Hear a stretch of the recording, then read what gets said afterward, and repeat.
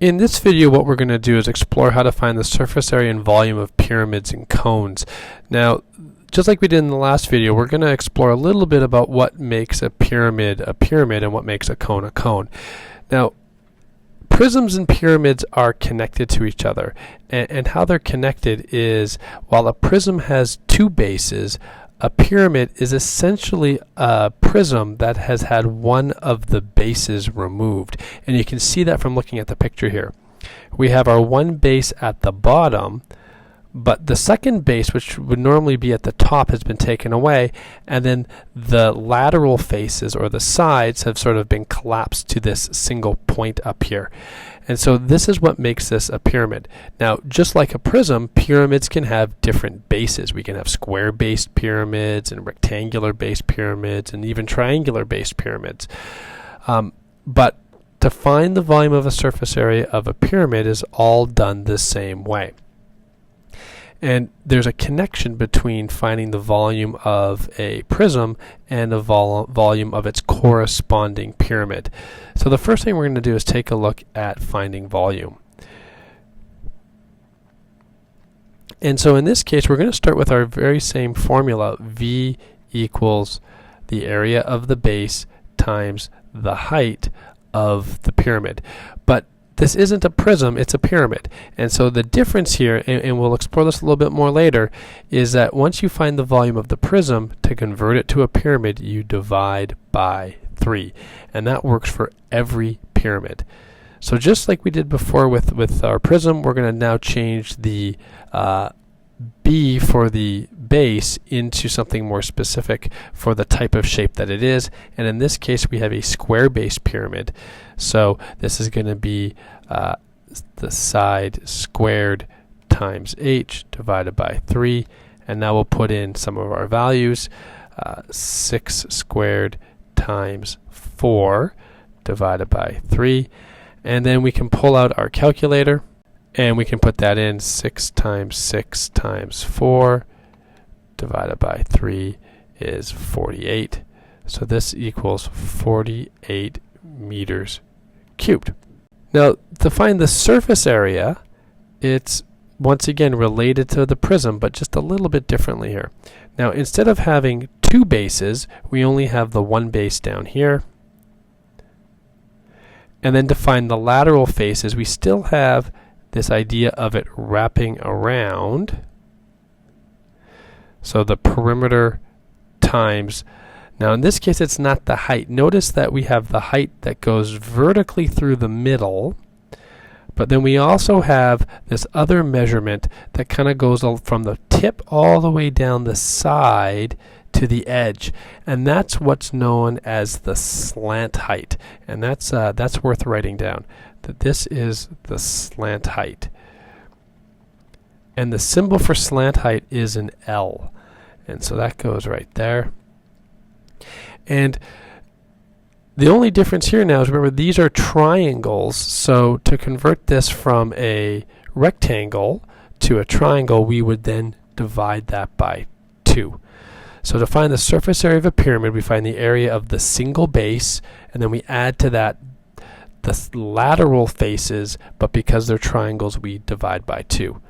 So now let's make something a little bit more specific. We'll change the base into the formula for a square, s squared plus the perimeter times the slant height divided by 2. And now let's throw some numbers in here. 6 squared plus the perimeter is 24 times the slant height, which is 5, and then divide by 2. And then we'll get our calculator out. 6 times 6, which equals 36. And then add to that 24 times 5 divided by 2 is 60. And we get a total of 96 meters. And in this case, remember, it's area, so it is squared. Now we'll find the surface area and the volume of the cone. And once again, a cone is connected to a cylinder.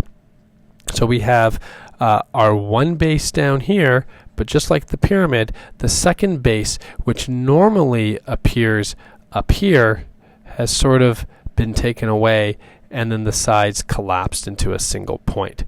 And so you can kind of see those same measurements here. We have our radius, we have a vertical height of 4 meters, and then just like we had with the pyramid, we have this slant height that is the measurement from the very tip of the shape down the edge to the base. So we have a slant height of 5 meters. So just like we did before, we'll find the volume first. And just like our pyramid, there is a connection between the volume of a cone and its corresponding cylinder. So the volume is, just like for the cylinder, base times height, but then because it's a cone, we divide that by 3. And so this is a circle, so it's pi r squared times height divided by 3. We'll put some numbers in there, 3.14 times 3 squared times 4, and then divide that by 3. And then we'll get our calculator out.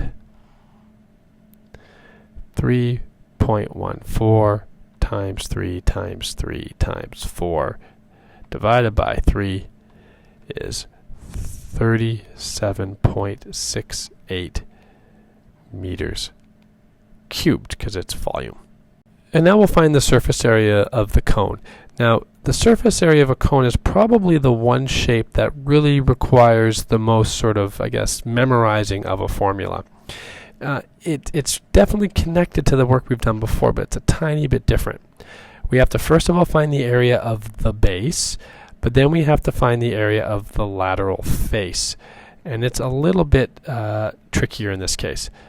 The base, of course, is still a circle, so that's pi r squared. And this is the tricky part. The lateral face is represented by the formula pi r l.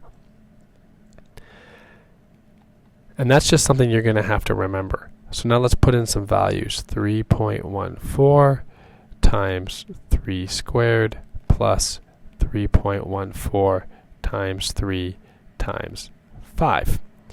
And now I'll get my calculator out. 3.14 times 9 equals 28.26, and I'll add to that 3.14 times 3 times 5, which is 47.1, and then I'll add those two things together, which equals 75.36 meters. And remember, it's area, so squared. And that's how we find the surface area and volume of both pyramids and cones.